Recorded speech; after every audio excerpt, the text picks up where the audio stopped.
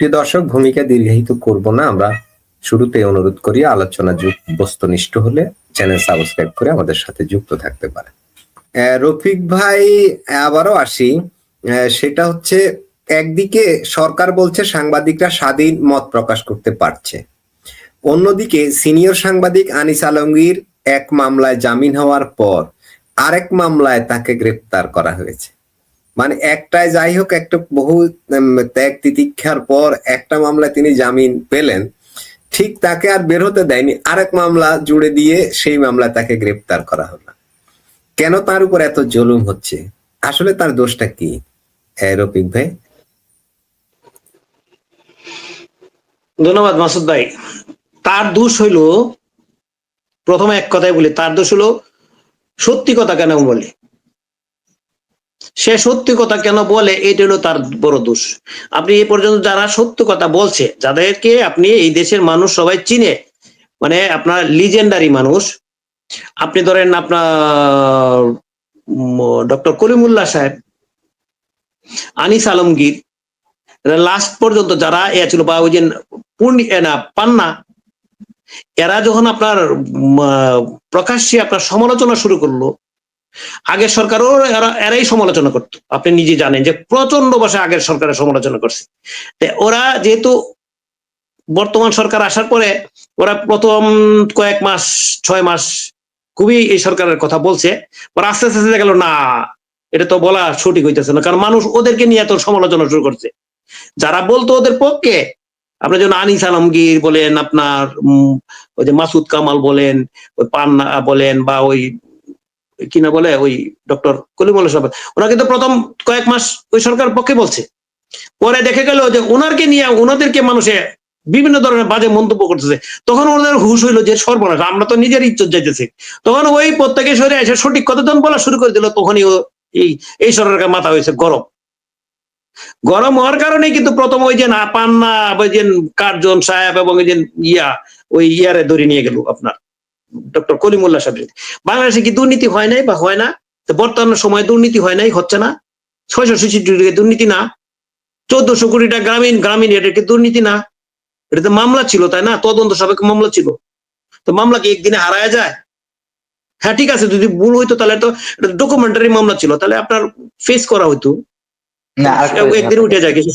এখানে এখানে উনি ওই হাঁস নিয়ে একটু ঠাট্টা করেছিলেন, ওই যে ওয়েস্টিনের হাঁস, ওই হাঁস হ্যাঁ, ওই যে এই তো আসতেছেন আপনি, ওই যে আসছেন, আপনি তো বলছেন ওই যে আপনি ডুপ্লেক্স বাড়ির মধ্যে থাকে, ওই আরাম ছাড়িয়ে আসতে পারে না। তা আপনি কি করে বলেন যে ওই ক্ষমতায় ওরা নাই? ওই যে আনঅফিসিয়াল মানে এখনো ওরা প্রশাসন যদি বেরিয়ে আসছে হলো আপনার লোক দেখানোর জন্য চালাচ্ছে ওরা, ওরাই এখনো চালাচ্ছে। মাহফুজ আলম বলেন, নাহিদ বলেন, বা এই যে নাহিদ ইসলাম বলেন, ওই যে খুব ঢালাও ভাবে বলা শুরু করে দিয়েছিলেন। মুক্তিযুদ্ধের পক্ষে না, এনে মুক্তিযুদ্ধের পক্ষে না, এনে হলে মূল হলো ওনাদের বিরোধিতা করতেছে, ওই জন্য ওনাদের গাত্রদ্রাহ হয়েছে। না হলে যেহেতু আপনার ওই যে আসিফ সজীব ভুইয়ার এপিএস এর বিরুদ্ধে একদম ডাইরেক্ট দুর্নীতির আছে, তাহলে সজীব ভুইয়া তো ওরা তো টাকা নেই, 400 কোটি না যেন 300 কোটি টাকা। 400 কোটি তো ওই সময়ের ঘটনা, এর পরে কত হয়েছে দেখেন, আপনি বুঝলে দেখেন আরো বেশি। ও সজীব ভুইয়ার এই কারণেই তো এই ঘটনা তার উপরে গেছে। তাহলে ওর নামে আনিস আলমগীরের নামে যে দুর্নীতির মামলা দিল নতুন করে, ওর নামে তো কোনো দুর্নীতি কোনোদিন শুনি নাই। এক মামলাতে ধরছে, এখন জামিন পেয়ে গেছে, আর এক দুর্নীতির মামলা দিয়ে তাকে অ্যারেস্ট দেখাইছে। তাইলে তো ওনার নামে তো কোনো দুর্নীতি শুনি নাই, আগেও কোনো এই সরকার তো বলে নাই তার বিরুদ্ধে যে দুর্নীতির অভিযোগ আছে, তদন্ত হয় নাই, কিছুই হয় নাই, তাহলে হট করে এখন দুর্নীতির মামলা দিল। যাদের নামে দুর্নীতির আছে, যাদের নামে দুর্নীতির অভিযোগ আছে, তাদেরকে তো এখনো ধরতেছে না। বা আসিফ সজীব ভুইয়ার যে এপিএস ছিল, দুর্নীতির কারণে তাকে বাদিয়ে দেওয়া হলো, তাহলে ওরা তো এখনো ধরেই নাই, তাহলে ও তো বাংলাদেশে, ওরা নিষেধাজ্ঞা দিচ্ছে যাতে না যেতে পারে থাইল্যান্ডে, তাকে তো অ্যারেস্টই করে নাই এখনো, সে তো বাংলাদেশই আছে। তা আনিস আলমগীর নামে ঠিক আছে, দুর্নীতি যদি থাকতে পারে, আমি জানি না উনি কিছু দুর্নীতিবাজ নাকি, আমার জানা জানিস না, সেটা থাকতে পারে। তাহলে তো ওনার বিরুদ্ধে আগে তো কোনোদিন তদন্ত হয় না, আগে তদন্ত হোক না, ভদ্রলোকের কাছে তদন্ত হলে প্রমাণিত হলে ওরা অ্যারেস্ট করুক না, তাহলে কোনো কিছু সারাই আগে অ্যারেস্ট করে রাখছে। এখন এটা ছাড়লে তো আপনি আবার মত এসে সরকারের বিরুদ্ধে বলা শুরু করবে, তখন এই সরকারটা বেকায়দায় পড়ে যায় না? এই যে আপনি বলছেন স্বাধীনতা স্বাধীনতা কারণ কোথায় আনিস আছে? আলমগীরের ফ্যান ফলোয়ার অনেক বেশি না? আনিস আনিস আলমগীর এক কথা বললে মুহূর্তে সেটা ছড়িয়ে পড়ে। এই মুহূর্তে আনিস আলম ছাড়লে আপনার আরো পান্না তো ওইভাবে বলে ঠিকই, কিন্তু ওইভাবে কিছুটা আর আর আনিস ভাই যেভাবে বলে, আনিস আলম বলে ওটা তো মানে বললাম না, মানে সত্যি কথা করে ওইভাবে বলে, ভয় পায় না তো, কারণ মুক্তিযোদ্ধা ফ্যামিলির লোক সে, তার ভাই বড় বিশিষ্ট মুক্তিযোদ্ধা, তার ভাই যেদিন মারা গেছে এদিন জানা পরে আইসা পরে তিনি ছিল অ্যারেস্ট।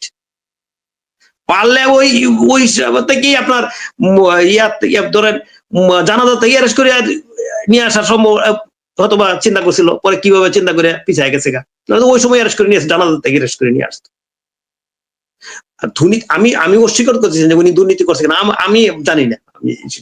ভদ্রলোক একজন ইউনিভার্সিটির টিচার, বেসরকারি ইউনিভার্সিটির টিচার, আগে সাংবাদিকতা করতো, তো গত সরকারের দুই তিন সমালোচনা করতো, দেখে দেখে আছে এটা বাংলাদেশে। আনিস আলমগীরের মতো একজন মানুষের 2-3 কোটি টাকার সম্পত্তি খুব বেশি না, ওরা তো এমনিতে প্রভাবশালী ফ্যামিলি। ওইটাই তো বলছি, বাংলাদেশে আর কি আমি তো এটাই বলছি, বাংলাদেশে কি দুর্নীতিবাজ নাই? তো তাদের থেকে তো তাদেরকে সবাইকে ধরছে, বাংলাদেশে দুর্নীতিবাজ নাই, বহু দুর্নীতিবাজ আছে না, তাদেরকে ধরে না কেন? এবং ওনার নামে তো আমি তো অস্বীকার করতেছি যে উনি কিন্তু দুর্নীতিবাজ কিনা আমার জানা নাই, যেহেতু আমি ওনার সঙ্গে ব্যক্তিগত পরিচয় নেই আমার। আমি যদি জানতাম তাহলে আমি তো বলতে পারতাম। ওনার নামে তো ওরকম কোনো আজকের ব্যাপারেও আসে না, কোনো কিছু আসে না, বা সরকারও তো এই ধরনের হিন্স দেয় না যে ওনার নামে উনি দুর্নীতি করছে। জি, উনি তো সরকারি কোনো পোস্টে ছিলেন। আর একটা জিনিস কি, উনি তো সরকারি কোনো পোস্টেও ছিল না, গত সরকারের বিরুদ্ধে তার চরম বিরোধিতা করছে গত সরকারের, যে কারণে উনি যে পেপারে যে চাকরি করতে, ওই চাকরি পর্যন্ত তার ওনার চাকরি ছাড়তে হয়েছে, পরে চাকরি ছাড়ে একটা বেসরকারি ইউনিভার্সিটি টিচিং এর কাজ করে। তো দুর্নীতিবাজ হলে তো ওই সরকার গত সরকারের বিরুদ্ধে বলছে। মূল কোন জিনিস সেটা হলো ডক্টর নাজমুল হাসান কলিমুল্লাহ ধরায় দিছে। বিশ্ববিদ্যালয়ের ভিসি ছিলেন, ওনার উনি তো ধরেন আপনার একটা পোস্টে ছিল সরকারি, কিন্তু আনিস আলম কিন্তু কোনো সরকারি পোস্টে ছিল না। উনি তো আনিস আলম সরকারি কোনো পোস্টে ছিল না, উনি ধরেন সরকারি পোস্টে ছিল, থাকলে থাকতে পারে, দুর্নীতি অনেক পেশ থাকতে পারে। আবু আলম শহীদ কারের কথা বললাম না আপনার, উনি তো সরকারি করা যাবে না যেটা আইন উপদেষ্টা বলেছেন, তদন্ত ছাড়াই তো গ্রেপ্তার হয়ে যাচ্ছে। আবার স্বরাষ্ট্র উপদেষ্টা বলছেন আওয়ামী লীগ দেখলে গ্রেপ্তার করে ফেলবা, এক মুহূর্ত দেরি করবা না। আর আইন উপদেষ্টা শুনেন, সকালে একটা বলে বিকালে একটা বলতেছে। উনি তো আবার এটা বলছে যে যথাযথভাবে আপনি ইয়ে করতে পারবেন না, আপনার মামলা দিতে। শুনেন, একজন আইনজীবী না কে বললো, আমি যেরকম সাক্ষাৎকার শুনলাম, যে যখনই একটা মামলা যায়, জামিনের জন্য যায়, যদি শুনে যে আওয়ামী লীগের সংক্রান্ত যদি কেউ যদি উকিলে বলে যে আওয়ামী লীগে, তাহলে ওর ফাইল ফালায় দেয়, মানে ওর কোনো জামিনের কোনো আলোচনাই নেই, দিনের পর দিন, মাসের পর মাসে উপরে থাকে।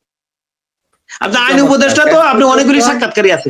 শেষ পর্যন্ত সাদ্দাম হোসেন আওয়ামী লীগ ছাত্রলীগের এক কর্মী হতাশায় ভুগে তার স্ত্রী এবং সন্তান দুজনে পৃথিবী থেকে চলে গেলেন। ঠিক তার পরের দিন না যেন 2 দিন পরে সাদ্দামের জামিন হয় হাইকোর্ট থেকে। এখন এই তো বলতেছে সবাই সরকার না, আমাদের সৌভাগ্য। না চমৎকার, তো সবাই বলতেছে দুইজনের শুনেন জীবনের বিনিময়ে, সবাই বলতেছে কথা, দুইজনের জীবনের বিনিময়ে এলো 6 মাসের জামিন। দুইজনের জীবনের বিনিময়ে এলো 6 মাসের জামিন। তাহলে যদি তারা যদি আগে, এবং সে জামিনের কথা বাদ দিলাম, তাকে এই রিকোয়েস্টটা করা হয়েছিল যে তাকে বাগেরহাট কারাগারে রাখুক। শুনেন, দেখেন, বাগেরহাট কারাগারে রাখলে তার মা, বৃদ্ধ মা দেখতে পারবে, তার ওয়াইফও দেখতে পারবে, রেগুলারকে দেখা করতে পারবে, সপ্তাহে সপ্তাহে দেখা করতে পারবে। কিন্তু তার সাথে দেখা করার যাতে না সুযোগ পায়, ওই জন্যই তাকে আপনার যশোর কারাগারে পাঠাইছিল। সে কি শীর্ষ সন্ত্রাসী? তার নামে কি কোনো মামলা ছিল আগে? আরে 5 আগস্টের পরে জেল থেকে তো সকল সন্ত্রাসীদেরকে বের করে দিয়েছে সরকার। এমন শুনে একটা আর কথা বলছে, দেখেন ওই ছেলেটা সাক্ষাৎকারী বলছে সবাইকে বের করে দিয়ে ওদেরকে ঢুকালো, মানে জেল খালি করলো যে ওরা ওদেরকে সব বের করো। খুনি, এই ছেলের আরেকটা সাক্ষাৎ, খুনের মামলা, ফাঁসির আসামি সব ছেড়ে দিয়েছে, দেয়নি? খুনি আপনার ফাঁসির অর্ডার হয়েছে তাদেরকে ছেড়ে দিছে। হ্যাঁ, যাদের ফাঁসির অর্ডার ছিল, মানে আপনার ইয়াতে ছিল তাদেরকে তো ছেড়ে দিছে। এবং আর এই ছিল একটা কথা বলছে যে দেখেন, আমি এই সরকারের পতন হওয়ার পরে, গত সরকারের পতন হওয়ার পরে আমি বৈধভাবে ইন্ডিয়াতে গেছি চিকিৎসার জন্য, পাসপোর্টের ভিসা টিসা সবকিছু দেখাইছে। তা আমি আবার দেশে ফিরে আসছি। আমি যদি কোনো খারাপ কিছুর সাথে যুক্ত থাকতাম তাহলে তো আমি দেশে আর আসতাম না। কথাটা কিন্তু খুব খুব লজিক। যারা যে এই দেশ থেকে গত সরকার পতনের পরে দেশ থেকে পালায় গেছে গা, ওরা তো কেউ আসে না। কিন্তু ও ছেলে দেখে না, ওর বুকের মধ্যে কতটুকু সাহস ছিল, সে জানে যে আমি তো কোনো খারাপ কিছু করি নাই, আমার না, আমার তো কেউ ধরবে না। আর ও তো বলছে না যে আমার না এলাকায় কোনো লোক, একটা লোক যদি বলে আমার বিরুদ্ধে খারাপ কিছু বলে তাহলে আমি মাথা পেতে নিব। তো ওর বুকে একটা সাহস ছিল, আমি খারাপ কিছু করি নাই, সুতরাং আমি চিকিৎসার জন্য চিকিৎসা করে আবার দেশে আসছে, তখন তাকে অ্যারেস্ট করছে। এইগুলি তো ধরেন আপনার বলার কিছু নাই। রফিক ভাই একটু যদি আমাকে সুযোগ দেন, আমি একটু সুযোগ চেয়ে নিচ্ছি আপনার থেকে, আপনার সময়টা আমি নিচ্ছি। এখানে কথা হচ্ছে যে জি ডক্টর শাহিন ইউনূস, ভাই 2-3 মিনিট জি, বলেন, না আমি জি, শেষ করব। ডক্টর ইউনূস একজন নেলসন ম্যান্ডেলা হয়েছে, যে আওয়ামী লীগের একজন ছাত্রলীগের নেতাকে উনি মুক্তি দিয়েছেন। সমগ্র বিশ্বে উনি যে একজন হিউম্যান প্যারাডাইম, উনি যে একজন মানবতার, হ্যাঁ, যে একটা মানে বিশাল কিছু, মানবতার বিশাল কিছু, তার পরিচয় তিনি এই যে আমাদের সাদ্দামকে মুক্তি দিয়েছেন। মূলত আপনারা জানেন যে এখানে যে আপনার বাংলাদেশের পলিটিক্সে অনেক কিছু সংযোজন বিভাজন হচ্ছে। মানে সাদ্দামকে মুক্তি দেওয়ার মধ্যে আমাদের ক্রিকেটার সাকিবুল হাসানকে দেশে আনার জন্য তারা একটা উত্তম রাস্তা খুঁজে পাচ্ছে। যে দেখো, মানে আওয়ামী লীগের যে নেতারা আমাদেরকে, নেতা তাদেরকে আমরা মুক্তি করে দিচ্ছি, আর সাকিব তুমি দেশে আসো, তোমাকে দিয়া আমরা কি আবার ওয়ার্ল্ড কাপ, মানে কি ওয়ার্ল্ড কাপ খেলতে আমাদের টিম টি-20-তে পাঠাবো। মানে বলতে যাচ্ছে যে সাকিব তুমি দেশে আসো, দেশে আসলেই মানে তোমাকে ওই সাদ্দামের জায়গাতে, সাদ্দামের যে স্থানটা খালি রয়েছে সেই স্থানে জি তোমাকে কি শাহিন ভাই, সংযুক্ত করো। মানে মানে এই জিনিসটা কি, যে মানে মানবতার যে একটা রয়েছে উৎকৃষ্ট উদাহরণ, মানে এটা কিন্তু ডক্টর ইউনূস, এটা তার যে বৈদেশিক মিত্র যারা আছেন বাংলাদেশে, তাদের কাছে কি প্রমাণ করতে চাচ্ছেন যে না, আমরা মানবতা এখনো জিন্দা রেখেছি। ধন্যবাদ। কড়া চিঠি দিয়েছে গতকাল, দেখলাম। জি শাহিন ভাই, রফিক ভাই যুক্ত হয়েছেন, সময় দিয়েছে, আপনাদের কৃতজ্ঞতা। এবং যে সকল দর্শক এতক্ষণ আমাদের সাথে যুক্ত ছিলেন, আপনাদের প্রতি অনেক প্রীতি ও ভালোবাসা। দর্শক, দেখা হবে পরবর্তী লাইভে। সেই পর্যন্ত সবাই ভালো থাকুন, সুস্থ থাকুন এবং নিরাপদে থাকুন। জি।